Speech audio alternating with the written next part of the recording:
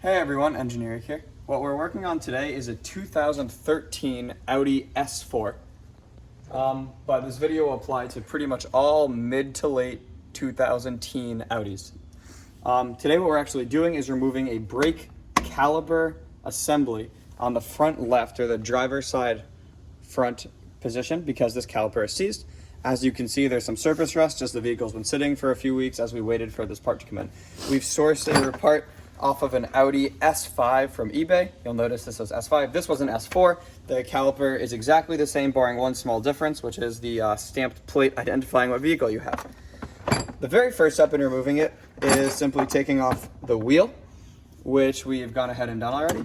And now we can start going about the caliper removal procedure. The first thing you have to do is remove the spring retaining clip, or the anti-rattle clip.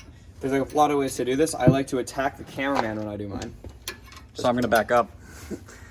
It does have a good bit of tension on it, so I'm just going to gently, with the screwdriver motion, going to pull it off of its mount. That comes off like so.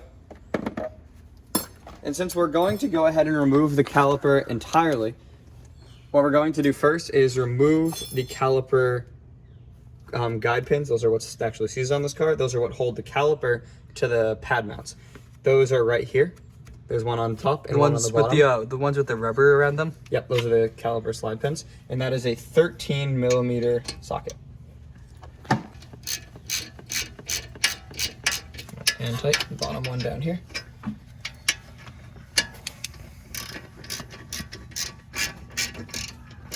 All right, we got those two out. Now what we're gonna move on to is the bolts that hold the caliper onto the vehicle's wheel hub assembly, which are 21 millimeter sockets. One is right here on the top. You can't see that too well, right there. And the other one is directly beneath it. It is pretty tough. These can be very stuck. The first time I used an air socket and a breaker bar to get these off, but because I broke these off recently, they shouldn't be too bad. Bottom one first.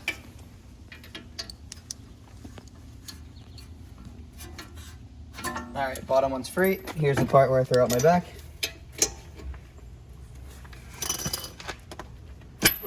Oh no. It came. We're good. All right, be back in a second. We've got the two bolts that mount the caliper assembly to the wheel hub now. So you'll notice that the entire assembly is now loose to move, but we cannot pull it off yet because the rotor has a little bit of a lip on it, which just means the pads are embedded into it. So what we have to do is retract the brake caliper. To do that, the first thing we want to do is remove the top to the brake fluid reservoir, which is found under the hood on the front cal, just in front of the driver's position. Now what that means is when we push in the caliper, we will be pressurizing the system, and this will allow us to do so. So what we've done now is we've fully loosened up the brake caliper assembly, so it is now free to move. But because the pads have become embedded into the brake disc, which had some lippage, what we need to do is retract the caliper. That's why we removed the brake caliper reservoir cover. The way you do that is on the top, you can see where the brake piston meets the brake pad. So this is where the brake pad meets the rotor. I'm on the other side, back where the piston meets the pad, and I'm just going to gently push on it against the caliper housing, leveraging it open, and you can see it's moving very slowly, and I'm being very gentle here. And you can feel it getting looser. I think I have enough room now, but I'm gonna take, this is the brake wear sensor off. I'm taking that off to get out of the way.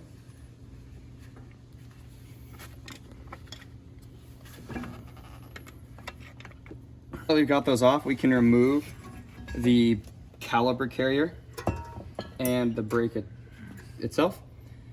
And what I'm gonna do, normally I would hang this up by a wire and a bungee cord while doing the brake service, but in this case, because we're going to remove it, what we're actually going to do is disconnect this wire, which slides out from there, and then we're going to disconnect the brake line right here.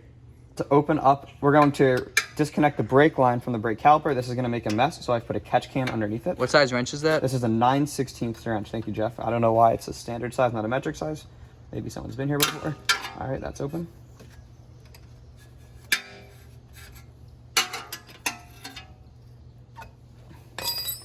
Now, because I can't spin this, it's on the brake line, I have to actually spin the caliper.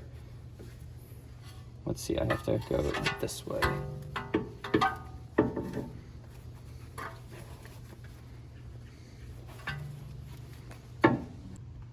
Okay, so we removed the brake line all the way. You can see it's dripping into our catch pan for a little bit. And what we're going to do now is connect the brake line to our new caliper once we get it set up with new pads and such. Here's the new caliper, just for comparison's sake. Here's the old, here's the new. I'm going to be using the brake pads off of the old one. The way we discovered the caliper was during a brake pad job, so I'm gonna move those over. We got the new caliper carrier, and caliper assembly all mounted. That is tight.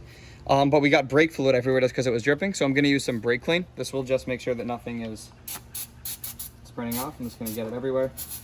Try to collect all the brake fluid.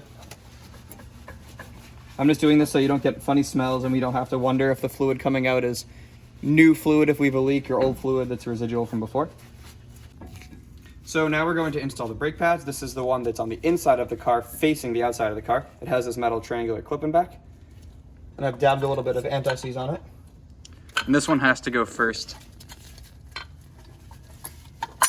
This is the outer pad that faces the inside of the vehicle. I'm just putting some anti-seize on here since I noticed it was pretty stiff coming off and I don't want it to get stuck on me. So just a little bit of anti-seize will hopefully prevent it from getting stuck. So now that we got the pads back in, I'm just gonna do the installation is reverse of removal. So we're putting those 21 millimeters, there's one on the top and one on the bottom on.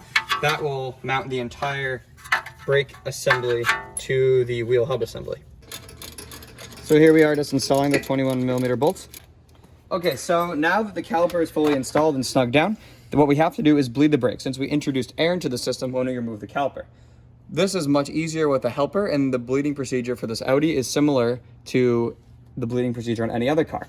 How this will work is we're going to open the bleeder valve, right? The bleeder screw rather, which is right here underneath this rubber cap. We're gonna open that up. Jeffrey here is gonna push his foot down on the brake pedal while that's open. Then I'm gonna tighten that bleeder valve and Jeffrey will release his pedal. Then we're gonna repeat that process until we get only fluid out of the line and no more air. At the same time, we have to make sure that we're checking the fluid level in the brake fluid reservoir so that it doesn't drop so low that we introduce air from the top end of the system. Audis, such as this one, use .4 brake fluid, which is what we're putting in now. This time, so here I go. And this pedal's time, pretty firm. Jeffrey's going to leave it firmly depressed, and I am going to open the bleeder valve.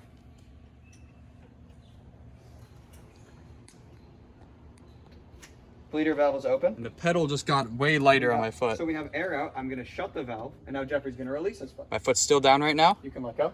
So you've released it. And then I tightened it. So now you can let go. My foot's off. And now you can repress. And I'm repressing it. And and you're still down, Jeff? Yep, I'm still down. All right, I'm going to open the bleeder valve. We're getting some air out of the system right now. My foot just went all the way down. And I'm going to tighten the valve. Now we're going to just repeat that procedure until we have no more air. So now that he's tightened the valve, I'm gonna release my foot, so on and so forth. Fluid got low about 3 pumps in, so I'm just gonna top that off.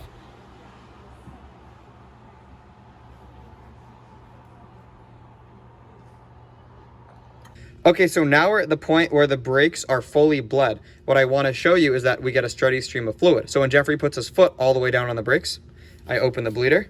We get a steady stream of fluid, I shut it, and Jeff removes his foot from the pedal.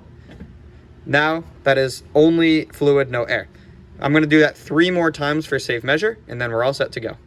Okay, so the last 2 steps of the video, after we've bled them all and reinstalled everything, is we put the anti-rattle clip back on, and then this final step only applies if you're actually going between Audi S models. In this case, we're going from Audi S5 caliber to S4 model. There's one slight adjustment you have to make. What you have to do is cross out the 5 and write 4. Because we're going from S5 to S4.